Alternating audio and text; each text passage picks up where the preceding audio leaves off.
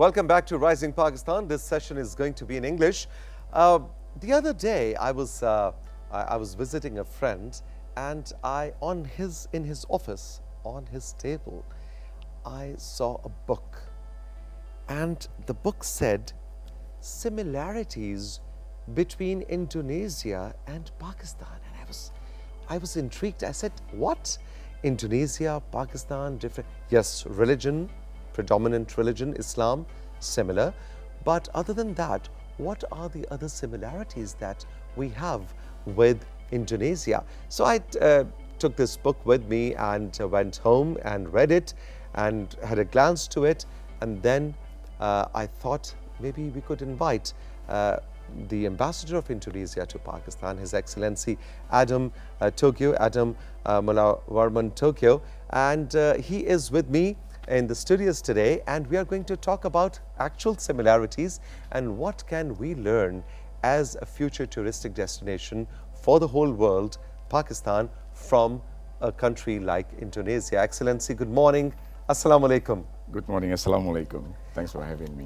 Thank you for sparing time, and I love this beautiful shirt, Excellency, that you're wearing. Is it a typical Indonesian artisan work? Yes, well, we call it this batik.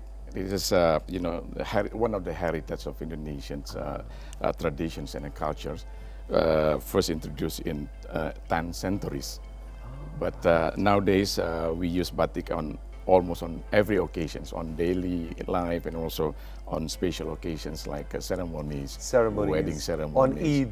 On Eid, certainly on Eid, people's wearing a new batik shirt. And this is reflections of, there's a lot of motif in batik of Indonesia, but we have like 500 ethnic in Indonesia.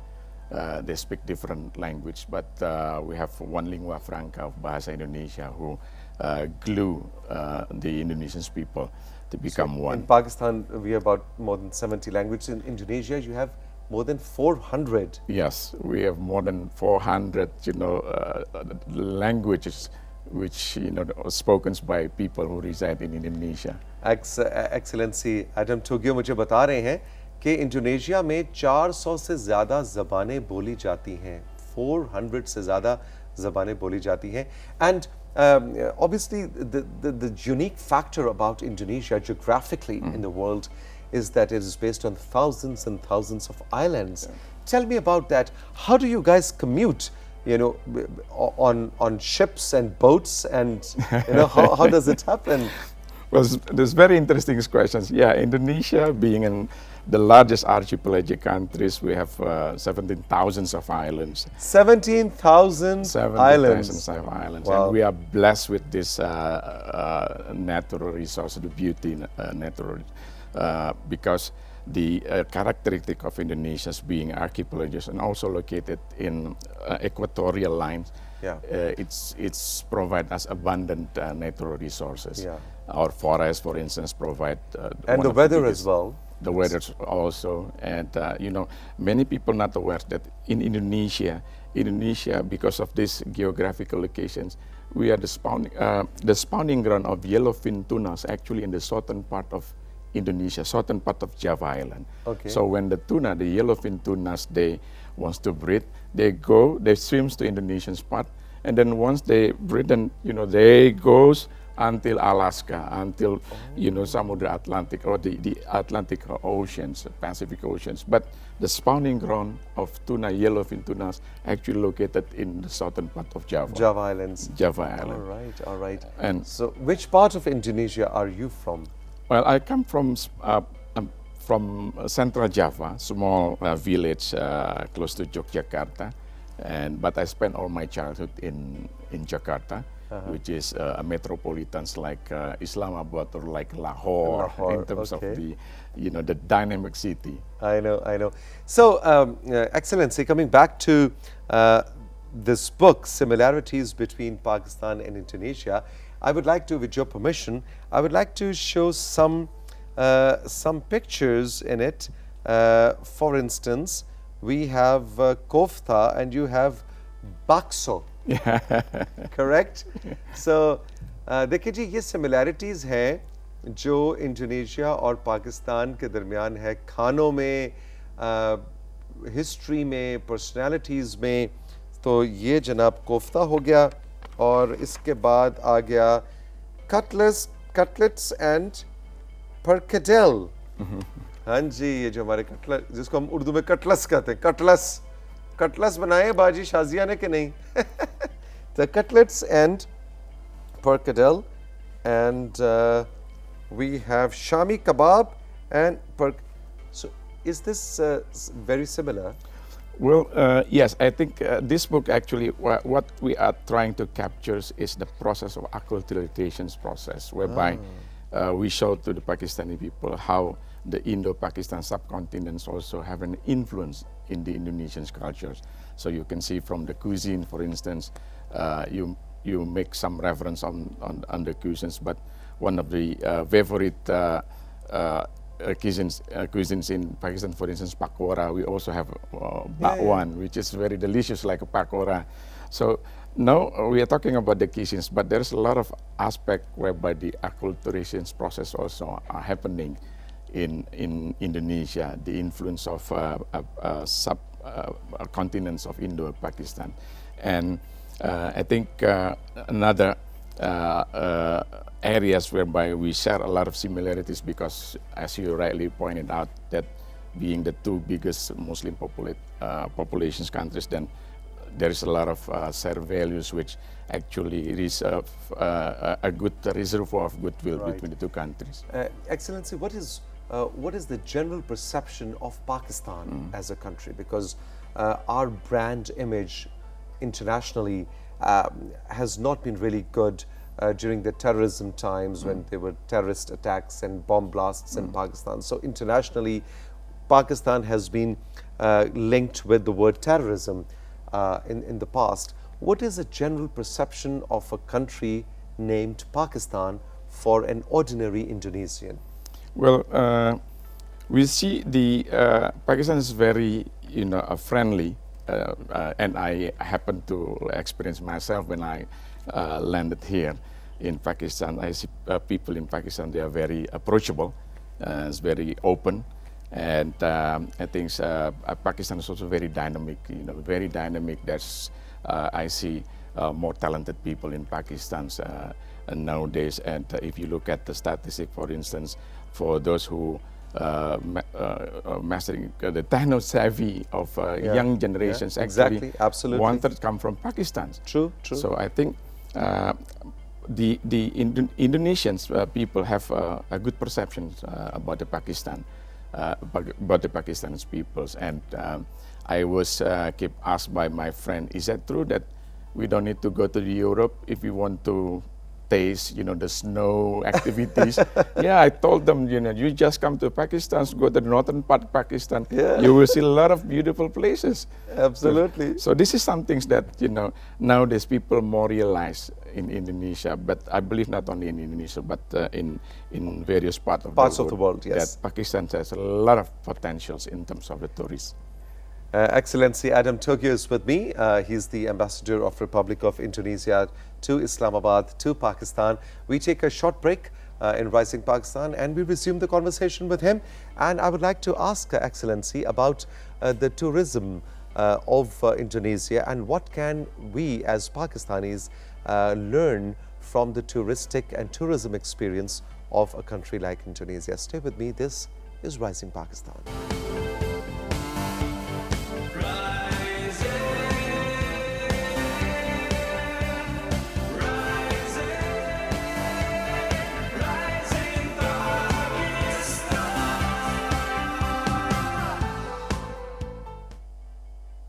Excellency Adam Tugio, Ambassador of Republic of Indonesia to Pakistan, is my guest today on Rising Pakistan, and we are having a candid, interesting conversation. Obviously, the basis of this conversation is this book, as I told you, Similarities Between Indonesia and Pakistan. And in this session, let me unfold these two similarities.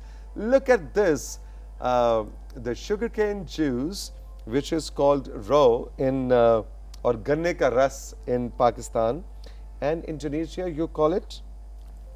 Estebu. Estebu. And ये देखिए आपके how similar, दोबारा cut कीजिएगा, how similar are the pictures, and in a vegetable market, the way people, the ladies are shopping, it's called bazaar and you call it pasar. Pasar. So a lot of social similarities as well.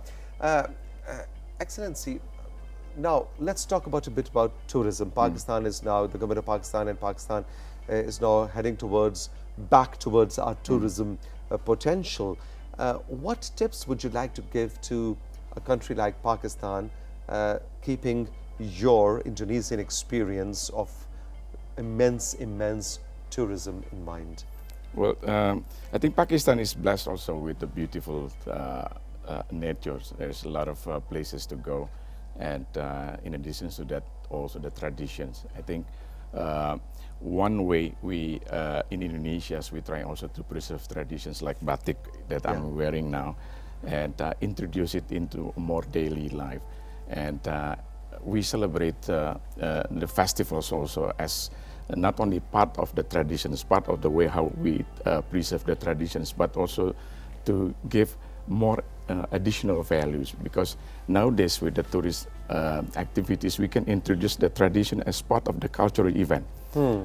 Many provinces in Indonesia, for instance, they introduce, while they have their own local traditions that they celebrate it on yearly basis, now they introduce this also as part of the event to attract more tourism, be it a domestic tourist or international tourist, because with that then people realize not only how the important to preserve the traditions to well, there are different festivals. You can carnivals, festivals. Carnival festival, which is some have a religious festival, another national festivals, cultural festivals to promote mutual understanding, to promote harmonies. But also, if we can project those, then we can invite more people to come to visit a certain provinces, certain regions who practices this. And another things also, which now I'm here trying to promote batik, for instance. Now I will invite Pakistani students and people who are interested to know more about batik to make batik with this Pakistani special design. So I think like we have ajrak in Sindh. Yeah. You have an ajak in sense, but you also have like a henna or something. You can transport it, for instance, into batik, because batik is like it's a method how we make this kind of special traditions. But you can use this as ways to introduce more of your cultures to the wider audience. So Pakistans also can identify some of their cultures, then invite others to come up with an idea how other peoples then interpret, have the interpretations about the local culture of Pakistan, and with that then we introduce more Pakistans to the wider audience. Have you visited any other place in Pakistan other than Islamabad? Yeah, I went to the closest ones to Muri, which is beautiful places. I went also to Lahore, and I saw there's a lot of places to visit in Lahore. Yeah. And I think Lahore in itself is a big cultural touristic destination. And then there's a lot of civilizations that in Lahore, which I think that have also a value in terms to promote the civilizations of Pakistan, how Pakistan rich with the cultural heritage. True. How easy or difficult is it for an ordinary Pakistani to go to Indonesia as a tourist? For instance, an ordinary Pakistani, maybe after COVID times when Corona is over, COVID is over, the tourism industry is back to normal all over the world. How a person like myself apply for a touristic visa for Indonesia? Well, nowadays we also embracing the digital technology. So people who want to travel to Indonesia, they don't need to go to the embassies to apply visa. They can apply it online.